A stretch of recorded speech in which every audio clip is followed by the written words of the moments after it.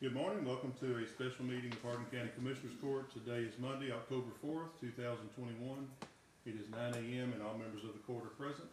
This time this meeting is called to order. If everyone will please rise for the invocation by Commissioner Cooper, followed by the Pledge of Allegiance.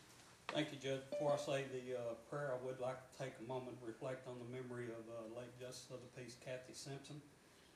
Judge Simpson was a county employee for many years, recently passed away, and she'll be greatly missed by not only her family, but friends and county employees, and we thank her for her service. Dear Lord, we ask you to be with us today and go about the business of the county. We ask you, God, to help us make the right decisions concerning our citizens. In Jesus' name we pray. Amen. Amen. I pledge allegiance to the flag of the United States of America and to the republic for which it stands, one nation, under God, indivisible, with liberty and justice for all. Thank you, Commissioner. Yes, sir.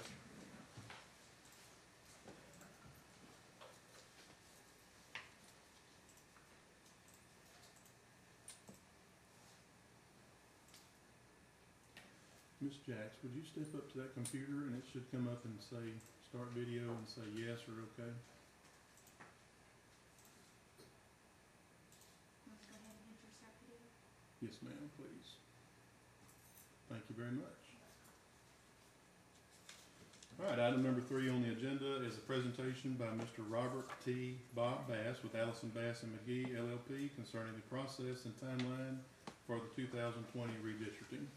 Mr. Bass is joining us virtually from an undisclosed location, looks like maybe his office, and we appreciate him being here this morning. Mr. Bass, if you need to share your screen, I have it set up where you can do so. I'd like to talk to you a little bit before we get to the particulars of Hardin County. We do redistricting every 10 years after the census. We normally get the census data anywhere from mid-February, one time earlier, usually about that time. By law, it's supposed to be released by statute no later than the end of March. This year, due to COVID and other reasons, I have some suspicions, but those are my opinions. The data was not released in any form until August the 12th, and then it was produced in what's known as legacy data. Legacy data is the same numbers, but it's in raw form. And so to use it, we've had to do quite a bit of programming and writing formulas to extract and assemble data. There's about 126 columns of data, and we use about 16 of those in our work, and so those data columns have to be identified and in some cases aggregated, and it's just been a slower process than I thought it would be. The official data was released September the 30th, and we will cross-check our work with the official data, but according to the official data, Hardin County has this cycle 56,231 people living within its boundaries. That's up from 54,635 10 years ago, or about 1,596 new citizens. That's a gain of about 2.9%. Overall, the state of Texas gained almost 4 million new residents, in which will entitle the state to 2 additional congressional seats. The legislature is meeting as we speak, redrawing House, Senate, Congressional, and State Board of Education districts. So once that work is done, we will know.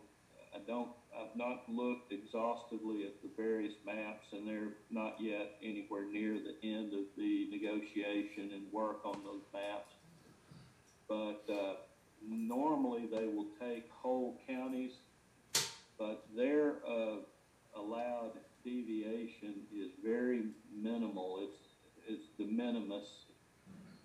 they have to get down virtually to the 1% or so or less, as close to zero deviation in the balance as possible. Counties can, I'm going to share a screen with you here. These are your existing boundaries as we see them. Can you all see that screen? Yes, sir, we can. Yeah. The red lines are highways, the blue lines are voting box boundaries, and then the commissioner's precincts are in color. The breakout of the data shows that precinct 1 is overpopulated by 1,419 people, or about 10.10%. Precinct 2 is underpopulated by 1,267, or 9.01%. Precincts 3 and 4 are also under and overpopulated by enough to basically be very near requiring you to redraw boundaries as well. You're allowed a deviation not to exceed 10% for commissioners' precincts.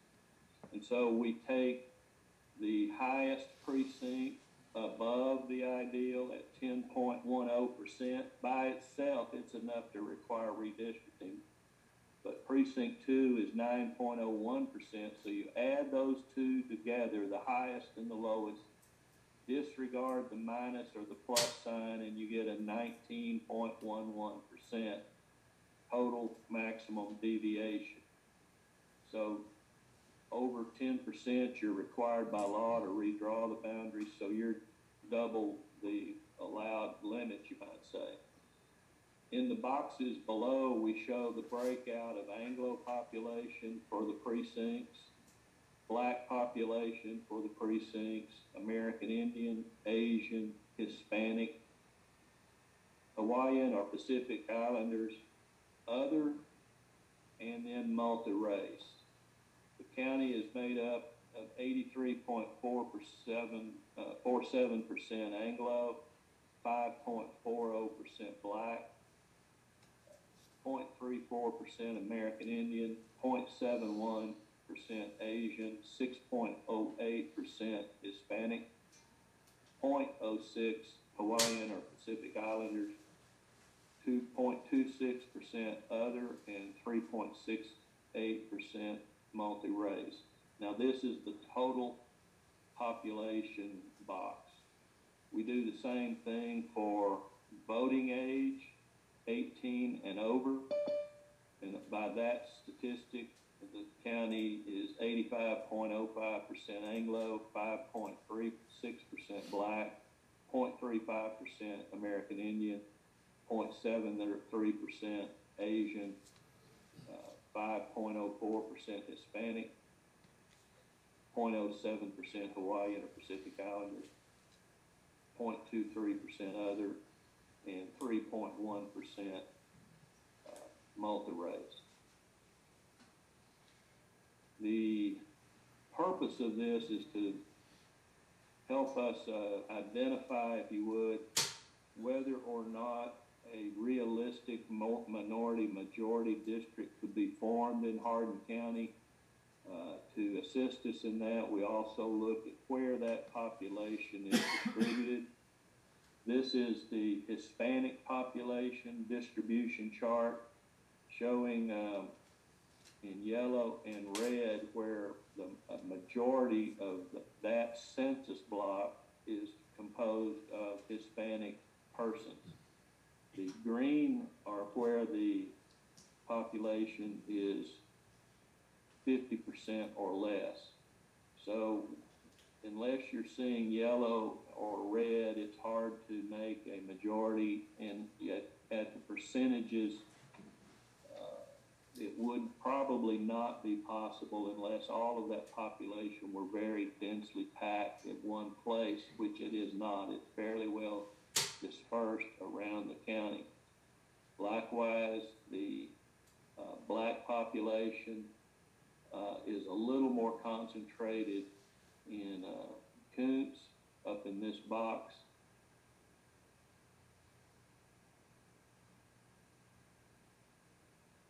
That may be Silsby. I can't tell that these maps are inserted. I think that looks more like Silsby up here at the top with Koontz down here in this inset at the lower part of the map. Again, the distribution is such that while within those cities you could possibly achieve fairly significant representation, you would not be able to build a minority district. Silsby is pretty much included by and large in Precinct 1, Koontz in Precinct 3, possibly with some. I'd have to zoom in a little closer to see how that is divided. And then we have your JP precincts. JP precincts do not have to be balanced in terms of population.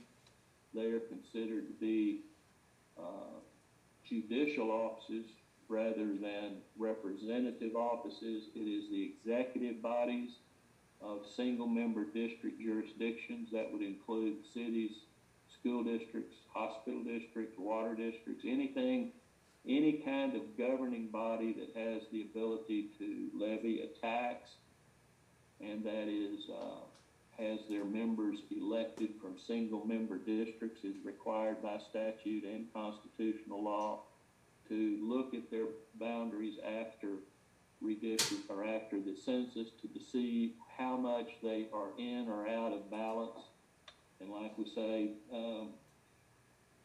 according to the data, your commissioner's precincts at least are well out of balance. Now, I show you that JP map for a reason, and that is that you can, at redistricting, you have 6 districts, JP precincts. It is possible for you to consider consolidating down to no fewer than 4. Counties that had 4 or more districts by the year 1991, I believe it is, can reduce down to no fewer than 4. Some counties that before that constitutional amendment was passed reduced down, depending on the Section 5, Article 18 of the Texas Constitution dictates the number of JP precincts. All counties at one time had 4 JPs, but over time they have been allowed to reduce. Counties of 18,000 or fewer population can have a single commissioner's or JP precinct. Upwards of 30,000 can have 2, and above 30,000, 4, but no fewer than 4. So if you were, and I'm not suggesting you do so, you may be happy with your JPs, but if you were to consider doing it, now would be the appropriate time. Can I ask a question, Mr. Bass? Yes. Can you hear me? Yes, sir.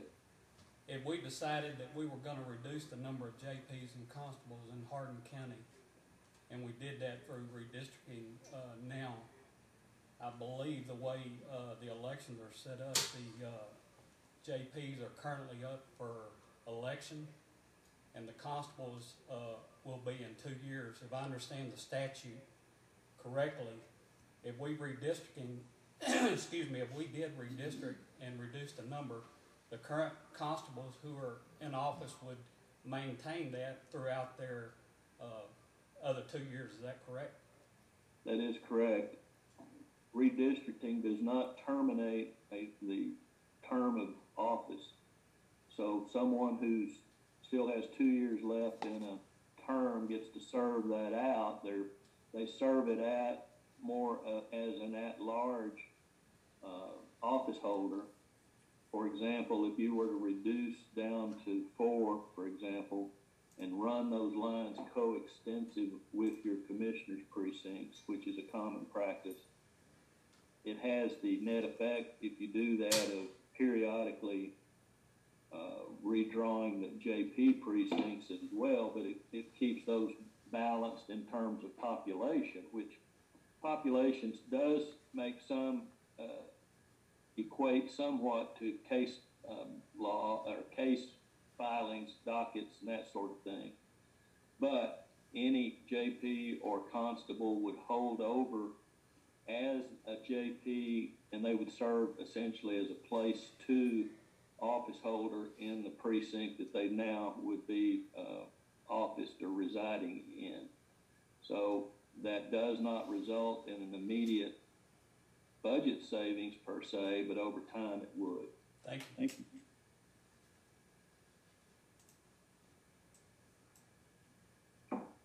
So let's go back and look at the data. Does anybody have any questions about this chart? Let me go back into one of the maps and show you a little bit, perhaps. If I can zoom in on this map a little more, what you're seeing here in these light, up here in precinct 2, for example, these light black lines that make, those are census blocks. And so the census allocates population based on the census returns, both the mail-in returns and the in-person visits at the door, and they equate population to these census blocks. And we aggregate those together to make a precinct or an election precinct. And so that is the way we've done census redistricting by computer, at least since 1990.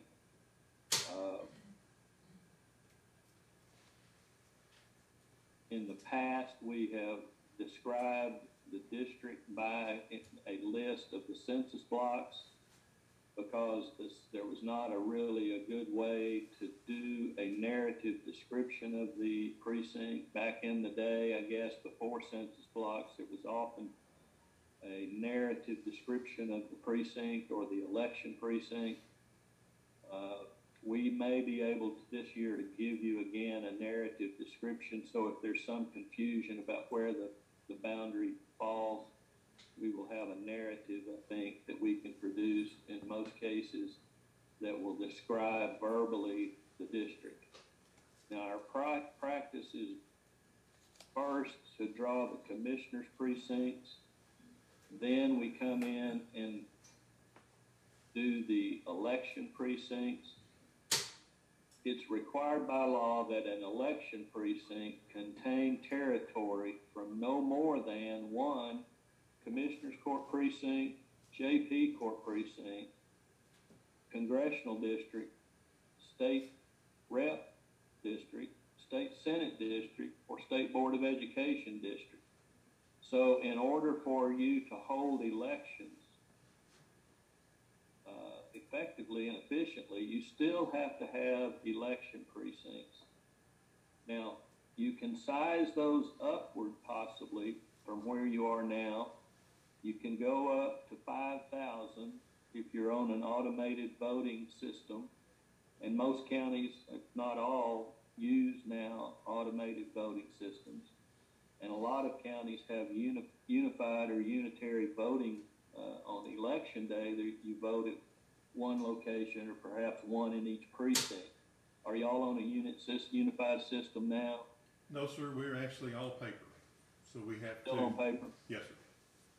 All right, well then your size is a little bit smaller, 2,000, I believe. And so it may be that we'll want to look at reducing the number of election precincts, but because you go in and you get your ballot based upon and the ballot style is dictated by the election precinct, it's not possible to totally eliminate all of your election precincts, even if you wanted to do so.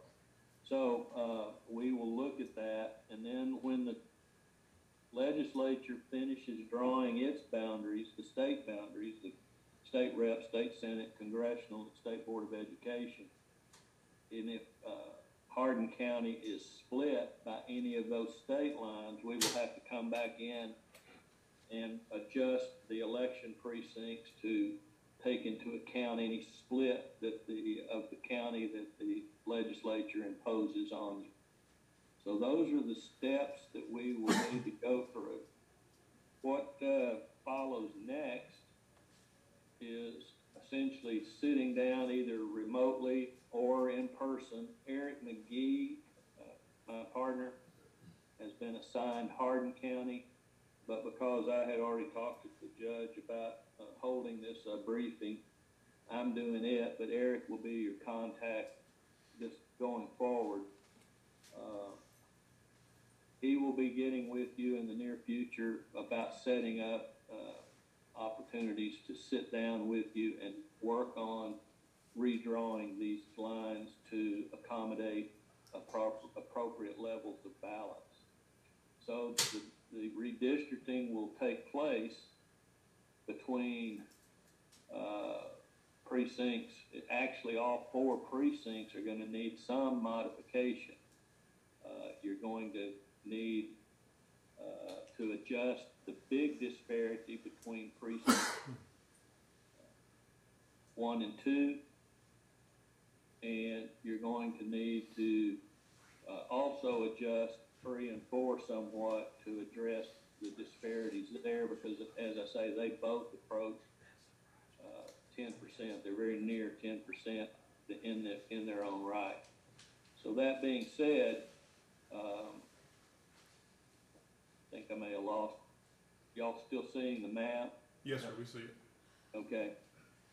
So most of the redistricting work will be between 1 and 2, but 3 and 4 also. But we will try to do that around the population centers. And so there will be some shedding of population from 1 over probably into the underpopulated district 2, but also some sharing in the area around Lumberton between 3 and 4 to achieve more balance there. We like to get the numbers under a total deviation of about 5% or lower. The reason for that is we try to get it lower so that you have room to grow within the next 10 years, and depending on your growth, it's possible you could avoid redrawing your boundaries in 10 years. So if you see that you're growing faster in precinct 1, for example, you might want to underpopulate it slightly, about 2% or so, and also your next largest growth district, maybe underpopulate it as well, and overpopulate the areas where you expect least growth at about 2%. So you'd come in at a total deviation somewhere around 4 to 5%. Does that make sense? Yes, sir. Any questions? Any member of the court have a question? Do you have those? No, I'm gonna ask him. Mr. Bass, I'm being asked if you could send this information to us so I can share it with Yeah, I elected think officials. this morning I think we sent that to you, Judge. So Okay. I'm not sure who's on our CC list for Hardin, but everybody you've identified to get a set of these documents will be getting that, and then you can distribute it as you see fit, release it to the public as you see fit. Okay, sounds good. Y'all have any questions or any comments? I'm just surprised Lumberton wasn't bigger. I am too. I'm sure Well, y'all are as well. those numbers surprised me, but that's what Chris just asked. Excuse me, I think the reason why is because of the portion I have in Lumberton. Right, but the center of Lumberton is just Right. blown up, which is really surprising. There's some elected officials here as well, some JPs, constables, and other elected, countywide elected officers. Do y'all have any questions or anything you want to say regarding Mr. Bass's presentation? Judge, I'd like to know what the date on these, and then, like he said, after the state redistricting or possible, That's when will we'll all start. this change again? Well, so Mr. Bass, that's the tax assessor collector, and she's asking about a date as far as a timeline. And after the state, the preliminary map that I saw last week on the House district does move us to a different district, but all of Hardin County is in one district. And all of the preliminary maps I saw before last Thursday or Friday Hardin County's all in one district. It looks like they're trying to keep us all in one district, or that they'll be That's able the to. general rule. They try to keep counties intact. But on occasion, I saw that Bastrop, for example, is being split. Most of the bigger urban counties are split. It's not uncommon, however, if they, as I say, their deviation, where we have a 10% tolerance, which as you see in your case, 5% is about 700 people. So they have to bring their deviation down practically to 0. So to do that, if they use whole counties, they're going to have some extra that they need, or they're overpopulated taking whole counties, so they divide a county up. But they try to keep counties intact. And based on what I heard you say, we can't get started until that's finalized at the legislature. Is that So we're correct? going to go ahead and start drawing your boundaries, because those lines, the state lines, we can better or more effectively address after the fact, you might say. If the county is split, which apparently Hardin won't be, at least at this point, there won't be any follow-up, but it may be, if they do decide to split a part of Hardin County out, that we would have to come in. We would do most of that at the election precinct level. They don't usually, it's not required or not necessary that we modify a commissioner precinct. So we'll go ahead and draw the commissioner lines and the JP lines. Normally, the commissioner precincts drives the bus. Election precincts are then used to conform to the commissioner lines, and the JP precincts are built out of election precincts. So they too are then follow on and built out of the election precinct later.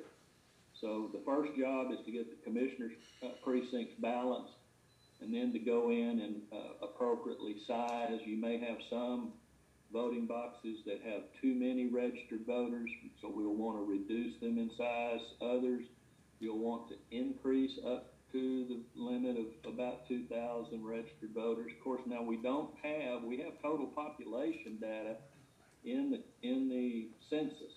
We don't have registered voter data, but we can merge the two. And now today, hopefully, most of the voter registration data is on physical addresses. We couldn't do it very well before because a lot of the registrations were by post office box, for example, or route numbers. But now they've gone with 911 addressing. We have more data available. So it is possible to merge your poll list into the census database and assign an address to it, so that when we move a boundary, we also move voters within that affected area. So we should be able to produce a revised poll list that will make the job for the voter election administrator or the county clerk much easier than it has been in the past, where you almost had to go and do it by hand, looking at maps. We can show you the area that is affected by the change, and we used to have to do that by hand. And so we're hoping, in the past we've tried to do the merge, and because of variations in how people would register, for example, if they would maybe put 402 West, W-E-S-T, 12th Street, 12 T-H Street, or they might put 402 W, 12th Street, or leave off the T-H, just say 402 West 12. So there were variations that the computer thought were different addresses. Over in the last decade at least, and again, more of that is due to just cleaner data. Things like Google, we've just done a whole lot more cleaning up, if you would, of our addressing layer. we're hoping we will get about a 90+% match, whereas in the past we could only get about a 70 to 75% match, and that meant 25% had to be manually searched down, and it was a very laborious, time-consuming, frustrating job for your election administrator. So we're hoping we'll be able to make it a little bit easier. That being said, there are some privacy concerns, and so we don't necessarily need to know the name of the person, but we would need to know the registration number. Those can be cross-tabulated, so the privacy concern is there still, but it would facilitate cleaning up your poll list much easier. So that's something that I'll have to visit with the person that's in charge of your elections, and see how we can work with you to do that. Time-wise, we're just now getting this data into this manageable form, and we should be making schedules. I'm going to leave that with Eric, but he will either get with you in person or he can do it remotely. It's a little easier to do the work in person, in the sense that the back and forth is a little easier it's easier to read preferences by seeing eyeball to eyeball than it is watching a TV screen. Well, I'll just tell you, our preference is to have Eric here in person as much as he can. Yeah. Of course, we also realize that some of those meetings might have to be virtual, but we do want to move on this as quickly as we can. We've tried to do an initial meeting and kind of get a sense of the court as to what everybody's sense of how they think it ought to be done. There's any number of ways to make the numbers balance, but there may be other considerations that you know your community better than we do by far, of course. So there may be preferences that you have that we need to hear, so that when we start making we could build a map based on just numbers and get it balanced. But you don't want to divide unnecessarily communities of interest. You want to keep neighborhoods intact and the like.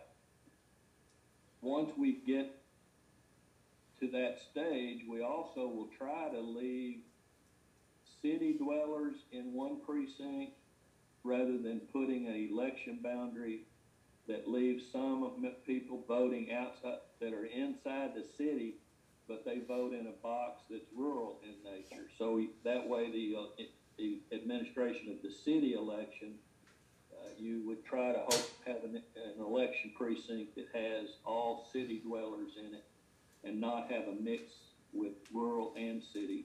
That's a requirement by law as well, but it's not always honored, you might say. All right, prior to today, we knew that the rule was each of our election precincts couldn't have any more than 5,000 registered voters.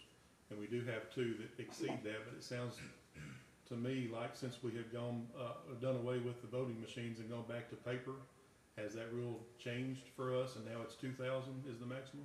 I think the number for paper ballots is 2,000. I'll have to double check that, but I believe that's correct. Okay, because that's going to probably be a major undertaking for several other of our voting precincts, so we're going to have to look at that. When you say you have paper ballots, people vote on the paper ballot, but they then scan the paper ballot into a machine? Yes, sir, that's correct. Yeah. It may well be that still counts as a machine count because, the hand counting the counting is not being done by hand, but it's being done electronically by scanning the ballot. So you may you'd be able to use 5,000 as your threshold. Well, we hope so. Any other questions? Anybody have any other questions?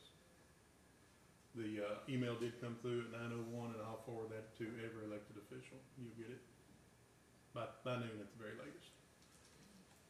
So thank you, Mr. Bass, and if you could just give us a wild guess as far as when we would be finished with redistricting. Do you have any kind of an ETA? Well,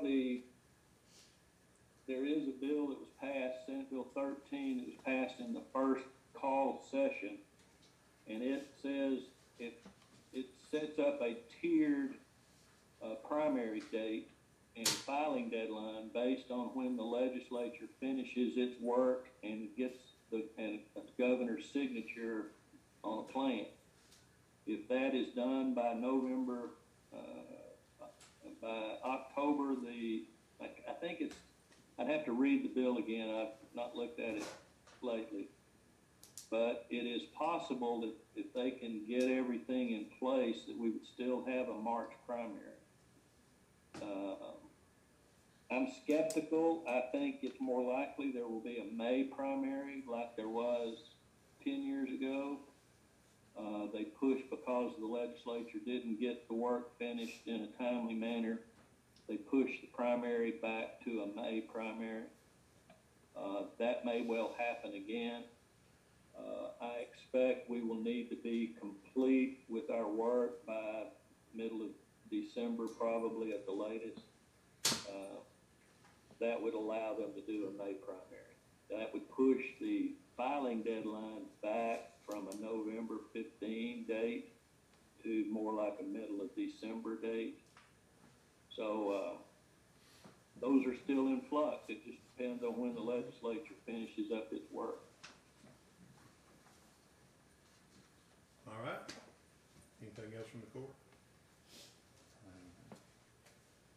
Anybody You may else? want to consider, some counties do have citizens committees, or at least sit in as an advisory panel on receiving comments. Not all counties do. You're not required to have one. Back when we were required to pre-clear plans, that was favored by the Department of Justice.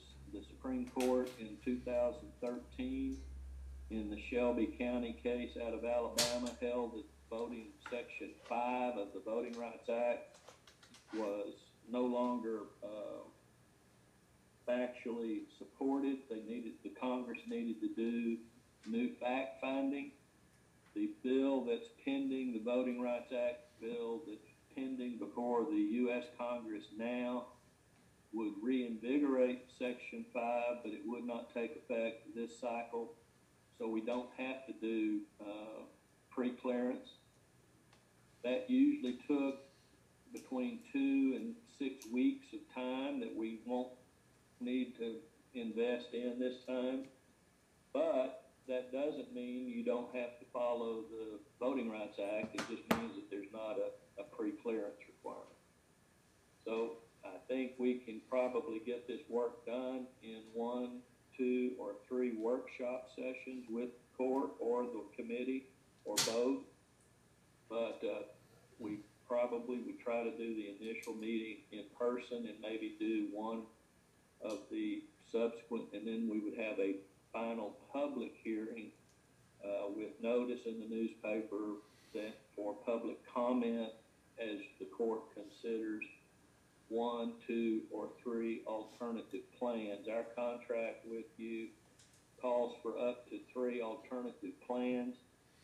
You can have more, but we charge you for our time on additional beyond 3. But typically, about 3 different plans on a county your size is about all that. They get pretty narrow choices. There's really only going to be a few ways to do it and do it correctly. So 3 is usually plenty.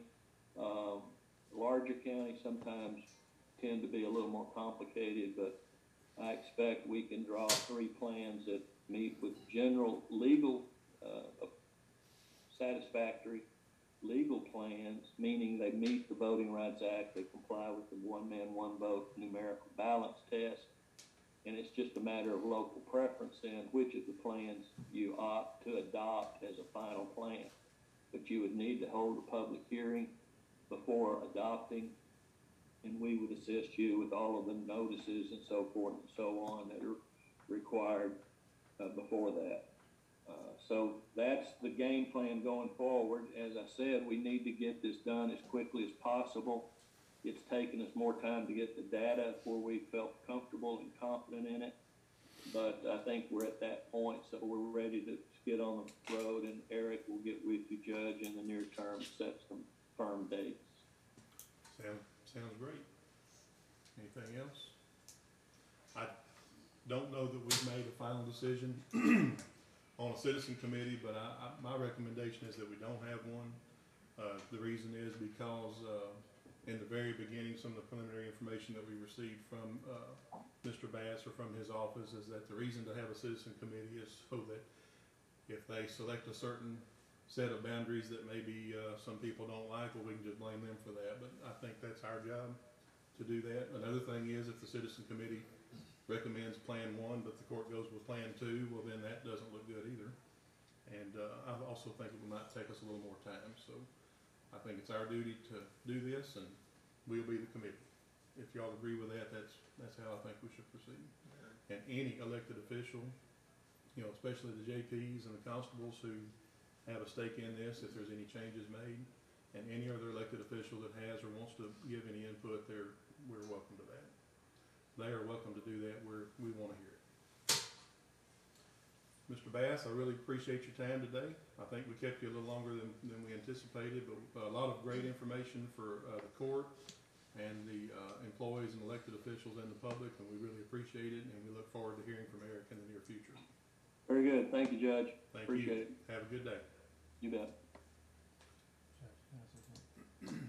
Does any of the elected officials here have any recommendations on committee or not committee? Do, not committee. Not committee. Melissa, anything? I'm fine with not a committee, I just have one thing I want to ask or mention. Sure.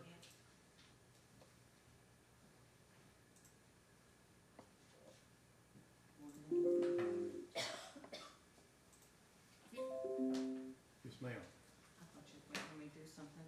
Well, So- I'm just trying to figure some stuff out, but you can go right ahead. So in 2010, when we redistricted, they gave me all of the same as the Commissioner 4 with the end of Keith Road. I believe I wasn't in on the hearings, that was Judge Cummings at the time. I believe one of those reasons being that evictions are the only thing that shall be filed in the precinct where the residence is located. I brought numbers. So these are my numbers from January the 1st of 18 to September the 28th of 21. I had 274 evictions. 86 of those was outside the city limits. So that's Keith Road, Cooks Lake Road, and Woodcrest. If we break it down, 2018, 28.7% was outside the city. 2019, 24.7% was in those precincts. 2020 was 46.1, and this year has been 52%. So when we're drawing the boundaries, please just keep that in mind for those individuals down there on Keith Road, Cooks Lake Road, Woodcrest, that they're not having to drive to Sourhead to file an eviction. So Yeah, I wouldn't want that, I wouldn't want that either. All right, thank you. I agree with that. I don't particularly like that people on Wheeler Road have to come to Coops to file an eviction, but that's just how it has been, I believe, since 2001. My hope was that we could get the commissioner precincts more in line, but as I've learned more about redistricting, and Alvin's been very helpful with that, Nubbin has too, as to how this all works. It'll probably never be that way again because the population is Lumberton, and now also in precinct 3, it's growing as well, so. It's very difficult explaining to It could individuals. happen, it could happen that that this commissioner's court is almost fully represented by Lumberton people, Mhm. and it shouldn't be that way. Right. That would be the only seat that wouldn't be a Lumberton seat. The rest of them could all be Lumberton, and I just don't, I'm from Lumberton, I was born and raised there. I don't think that this court should be represented all by one town, Remember the or Alamo. one school district. Right. But that's the way the law is, and Yes. Thank like it you. or not, that's what we gotta do. Thank you, Judge. Any other comments on redistricting? All right, well, we will, make sure that when Mr. McGee contacts me and, starts any, and hopefully that happens within the next week or two at the most. If not, I think they know I'll be reaching out to them. As soon as I hear anything more, I'll be sure to keep everybody up to date on that. And I'll make sure that Ms. Yancey is included in all of that as well. All right, let's move on to item number 4. The main reason that we came here in the first place was some budget amendments that need to be done, and they had to be done today in order to be in place before payroll is processed tomorrow. We're going to start with item number 4, which says consideration. consider, let's see, there's somebody else in here. You want me to mute? Yes, until I finish talking. Thank you. Consider and possibly authorize the following fiscal year 22 budget amendments presented by Angela Gore, County Auditor. Go ahead, Ms. Gore. In the county judge's budget, we're transferring, $5,152 from the salaries assistance and transferring it to the salaries temporary position in the amount of $5,152. In the jail budget, we're transferring $750 from jail supplies to salaries correction officer $600, FICA $46, retirement $94, workers' comp $7, state unemployment $2, and supplemental death $1. And item number 4 in the jury fund, coming from the contingency in the jury fund, $552.95. Salaries temporary, $509.95 to that line item. To FICA, $40, to workers' comp $2, and state unemployment $1. Thank you, Ms. Gore. Any questions regarding these amendments and transfers that are being requested today? Move to approve. Second. Have a motion by Commissioner Kirkendall, seconded by Commissioner Cooper. Any discussion? All in favor? Aye. Any opposed? Motion passes. Item 5, consider and possibly approve request by Judge Steve Thomas, 356 Judicial District Court, to increase the 356 court coordinators' wages from $53,560 to $58,930, a 10% increase. And if approved, consider approval of the following fiscal year 22 budget amendment. We have a memo from Judge Thomas where it talks about that he is requesting that his court coordinator be increased to make the same as the 88th court coordinator. Just as a little bit of history, Ms. Peterson retired back in December. When Judge Thomas replaced her, he hired a new court coordinator and brought her in at a lower rate because she didn't have the longevity that Ms. Peterson had. And now Judge Thomas is requesting that we increase her to the same level as the 88th coordinator. Any comments regarding item number 5? Judge, I would just like to say that in any department, I know we're talking about the 356, but in any department, I disagree that longevity does not matter. When I bring in a new employee with 0 time with the county, it's at a different rate than someone who's been with me 10 or 15 years. People that's been with me 10 or 15 years have had the experience, they've absorbed the 3% increases, and so they've been there along the way. I never plan to bring in a new employee at the same rate as someone who's been with me for 15 years. And so I think if we start removing tenure, it removes incentive. Your best employee already gets the same raise as your worst employee. And so that's a morale buster, because some do work harder than others. For instance, in my department, who's on call, who responds on the weekends, who responds on holidays versus people who are never available. And if I could rank them different, I would. I would give the ones who are always available a bigger raise than the ones who aren't ever available. And so I think tenure in the county should matter at some rate. And I don't know how the other commissioners feel, but I would say I agree 100% with Commissioner Kirkendall, because that's my feelings as well. And I will be against this request. But on the other hand, I'm sitting as a chairman of a salary committee, and this is a hot item with the committee. For instance, and I expressed my concern about this too, bringing someone in at a position that has experience at that position and bringing them in at a higher rate of pay than what the base entry level would be. I guess that's something you'd have to face individually, but it is a hot issue with the committee, and it's something that we're definitely looking into as far as how we're gonna do that, but I would agree with Commissioner Kirkendall. I would just add too that, and this is, I have not been told this directly by the 88th court or the 88th court coordinator, but I believe that the 88th court coordinator is looking to retire in the near future. And I have asked the salary committee to go ahead and set a base pay for those court coordinator positions so that whenever the new person comes in, whenever that may be, that person is set at a base pay. And they are going to make a recommendation to the court on at least 3 positions that we know are retiring, you know, in the near future.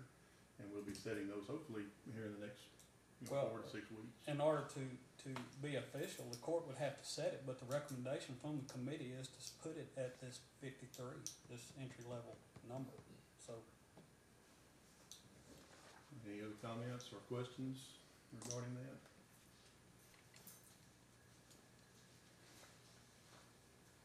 If not, I'll entertain a motion.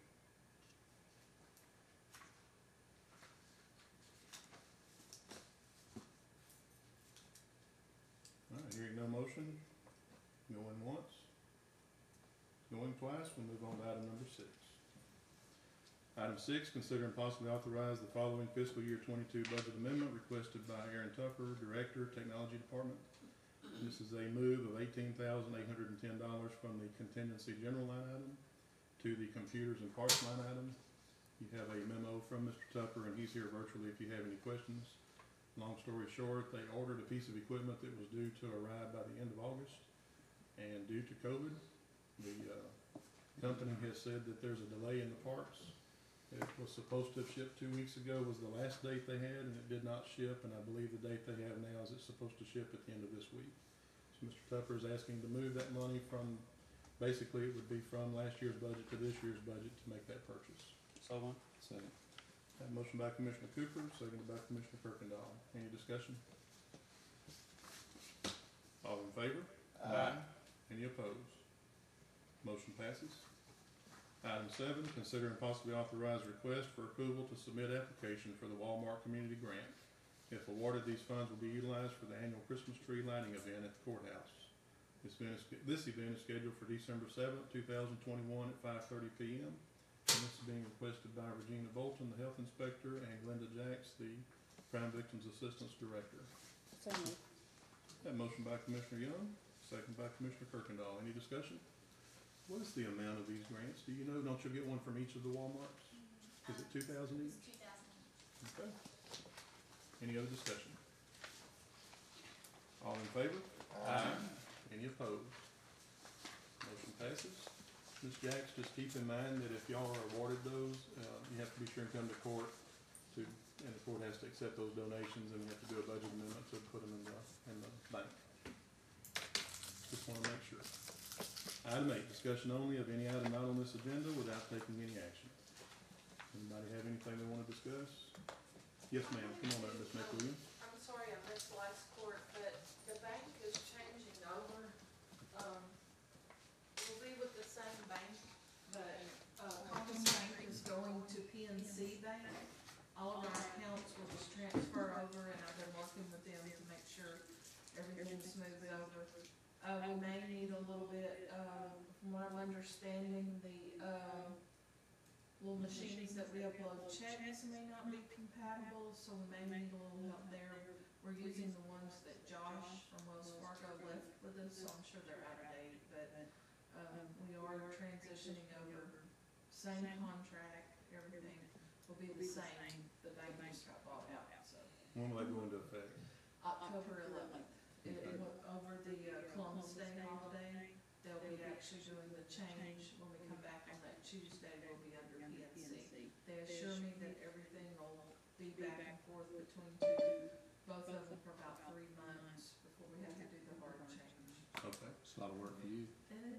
Again. Not as bad as total change, though. No, I it's don't bad think. as a total change, yeah. Anything you need from us, other than you may have to buy some equipment, anything else you need from us? That'd be it. Okay, as soon as you know, just let us know and we'll Okay, go from as there. soon as we find out. Any Thank you. questions or anything regarding that? Not that, but I do have another comment, Judge, if Sure. you don't mind. Getting back, it doesn't have anything to do with Ms. McWilliams. Getting back to redistricting, I wasn't here. I think Chris might have been, but anyway, I wasn't here. But I do remember after I took office, some of the problems that Ms. Shirley's office was having on voter restoration cards. We used where the ex-commissioner lived, Roosevelt, as a cutoff point. And it was many years to get those residents, one side of the road voted somewhere, the other side. So my point here is it's gonna be a lot of work on her office getting those voter registration cards out. I don't see us having March primary because of stuff like that, and it'll be in May, but, that's the point I wanted to make. It's gonna be a lot of work on her office and Miss Glenda's as well. Yeah, I think Ms. Cook was telling me the other day that they actually had to drive and walk some of that area to get people in the right, moved from the wrong precinct to the right voting precinct. You know, if they didn't have house numbers, it's pretty hard. Just they finally got it nailed down and we're gonna change it on them again. You could put Roosevelt back. It looks like that probably could happen the way it I looks. don't think so. You don't think so? Not right there. I don't think, I mean, anything can happen, but looks to me like more towards 69 over there. Maybe so.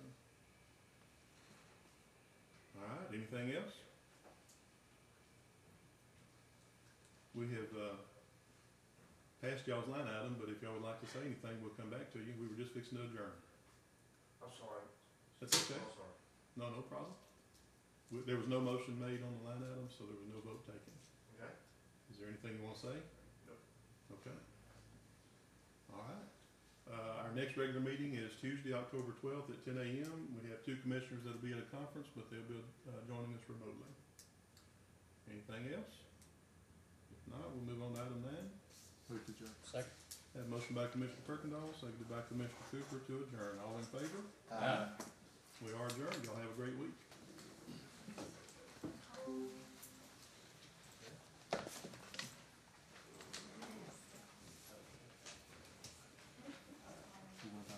Mm-hmm. Excuse me, girl.